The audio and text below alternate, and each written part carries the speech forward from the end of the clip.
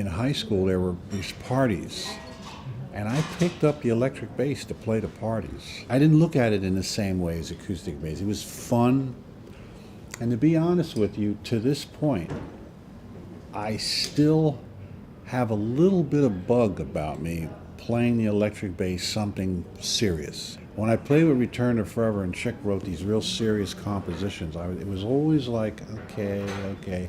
Because to me, because I never studied the electric bass like they do now. It's a beautiful thing about the electric bass players now. You can go to a university, man, and study the electric bass. I mean, in my time, there was one book. Carol Kay had a book that had whole notes in it. E, A, D, C. Whoa, look at that, a C. I'm actually putting my finger down on the, is that an A string? Well, that was it. Now you have books, you have study. I never, it's funny, I never told anybody this either. I never studied the electric bass. I never really sat down and,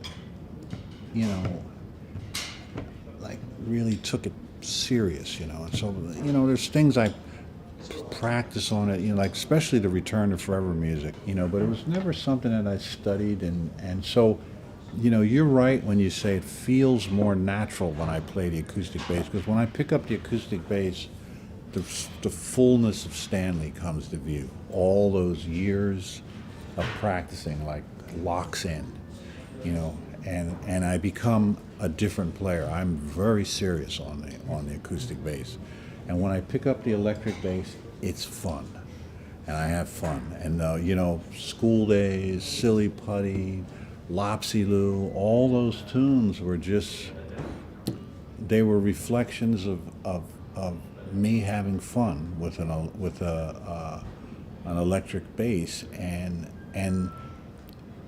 the writing was unusual, because you got a guy that's coming from the acoustic bass. I didn't really listen to too many other electric bass players because there weren't that many. You couldn't hear them on the records. So what am I going to listen to? When Larry Graham came along with this stuff, it was like, wow. Lenny White, the drummer Lenny White, he loves when I give him credit. He's the guy that taught me how to slap on the bass. He said, no, man, you got to do it like this. And he had a real primitive way of doing it. And I said, wow, what is that again, Lenny?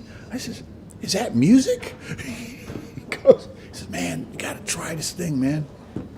And so I did it. And what I did was, because I was playing in a lot of different keys other than E, I guess I was kind of the first guy to play it in different keys and all that kind of stuff, But when I really knew the bass had grown, is I saw I called them bass wars between guys talking about slap, and then this guy's, I think it was Jeff Berlin and Steve Bailey. They had these disputes over, Victor Wooten, we should use a metronome, and I sit back and I'm laughing, because I knew both of these guys. Even though Jeff is roughly close to my age, I remember Jeff when he came to see me. He was in Berkeley.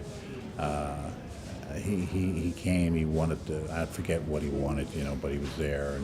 And then I've known Victor since he was like 7 or 8 years old. And so I sit back and I listen to these guys, and I love it. So I said, we've made it. Now we're arguing with each other. That's the first sign of a nice, thriving universe. Got to have force.